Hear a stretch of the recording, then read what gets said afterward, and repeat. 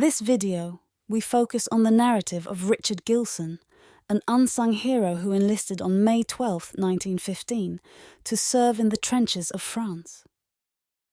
Born on September 20, 1887, Richard served with the 4th Seaforth Highlanders, distinguishing himself with the rank of acting colour sergeant. Join us in unravelling the threads of his wartime experience as we pay homage to those who sacrifice so much for their country. Discover the man behind the name as we delve into the depths of history and honour Richard Gilson, who continued to live on long after the echoes of war had faded, passing away in 1961. The following is one of his letters to his mother. My dear mother, have just come through a particularly nasty period. We went into the trenches on Wednesday night, and on Sunday morning at 5 a.m. our artillery commenced bombarding the German trenches, and after 20 minutes had elapsed, we went over the parapet. My goodness, what a reception the Huns had in store for us. They simply swept the ground with machine gun fire and shrapnel. Poor old Sea's Coy. Caught it hot, and Neuve-Chapelle seemed to be a flea bite compared with this. It was found impossible to make any advance in our quarter, so I dug myself in and awaited events. It was horrible suspense, as I seemed to be the only man untouched all around me, and being personally acquainted with each man made matters worse.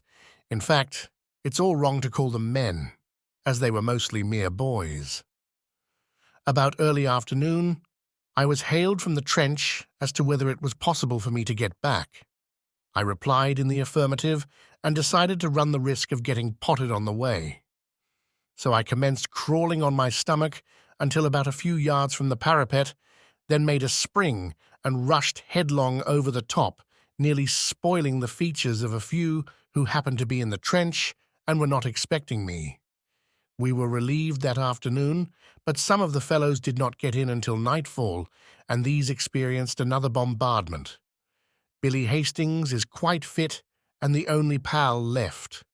We have been resting since, but by all reports we shall be up again soon.